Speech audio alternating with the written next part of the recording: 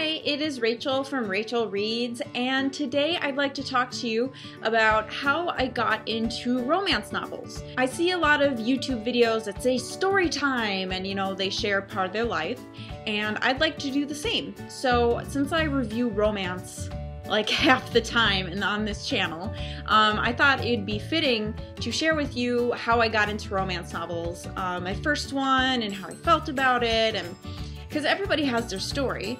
So to start this story, I'm going to give you a little bit of a background. When I was a senior in high school to my first year of college, all I read were manga books, and that was it.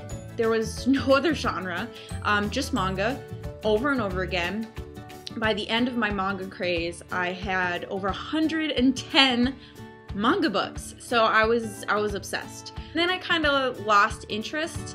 And for a couple years I didn't read anything at all. Like I wasn't anti-book, I just didn't really have a passion for reading.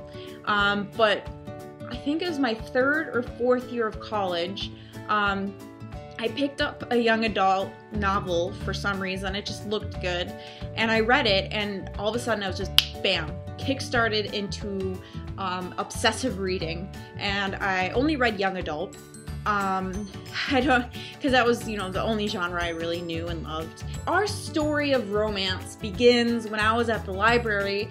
I saw this book called The Stone Prince by Gina Showalter, and I thought to myself it was a young adult novel, because I actually don't know why I thought it was young adult. I think maybe it was in the young adult section and it was like misplaced or something. Not sure, but I thought it was young adult. So I started reading it, and in the first couple chapters, the main character gives the statue, the Stone Prince, a hand job. And I got super uncomfortable. I was like, oh, I don't really like this. And I was confused because I thought this was a young adult novel. I still, at this point, didn't realize it was romance. But I kept reading for some reason. I don't really understand why, because I was so uncomfortable. But I guess something just in me was like, let's wait this out. So I continued reading. I was still really uncomfortable with the sex scenes. I was like, oh, I don't really like this. This is weird for me.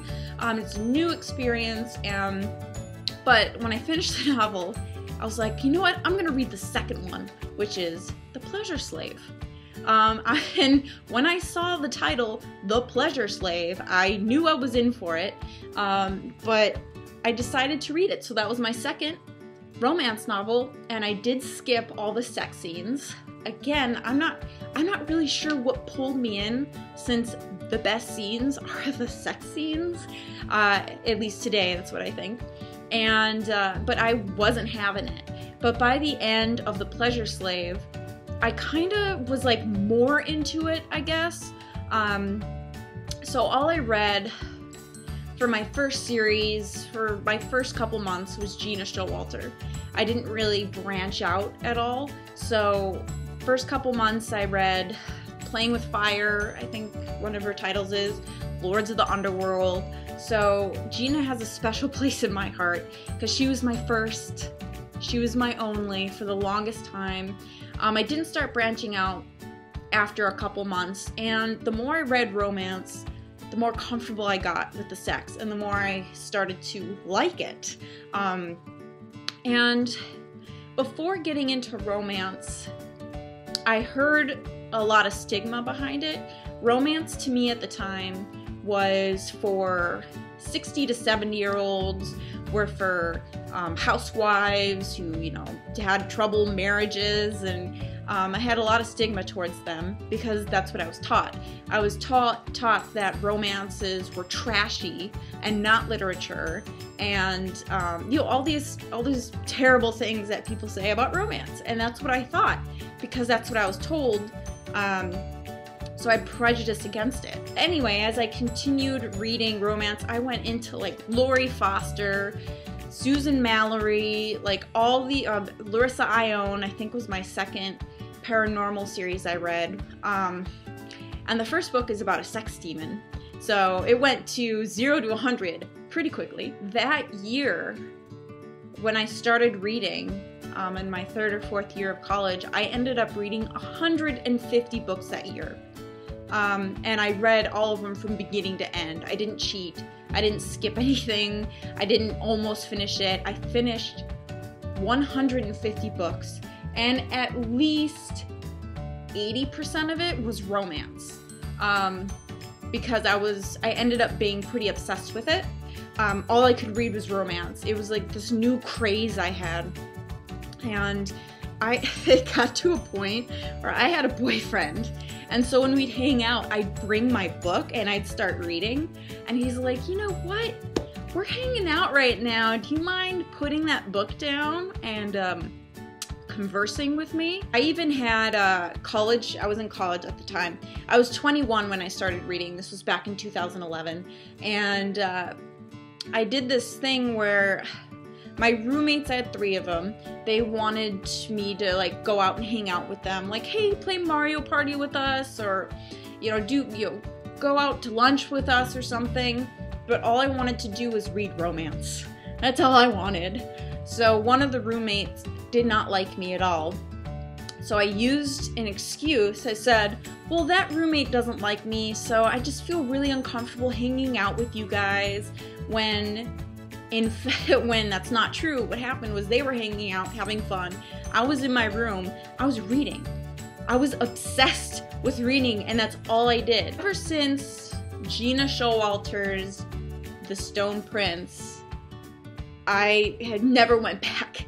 I sometimes read young adult, but the majority of what I read is romance now. Some adult fiction, mostly just Patricia Briggs, and that's it. Otherwise, it's mostly romance novels. Ever since I got into romance, I stopped judging what people were reading, because as I said before I read romance, all I knew was that it was a trash book, and that people who don't really, I don't know, for older people, for housewives, and not younger people, just for, and there's a lot of prejudice, which I actually made a video about, and that wasn't the case, and I feel kind of bad thinking all those thoughts, but I didn't really know any better. And I feel like people who hate on romance, I don't think they've picked up a romance. Like, they just hear it from other people. But if somebody says, oh yeah, that's just a trashy book, you ask them, well, have you read romance before? Do you know what you're talking about?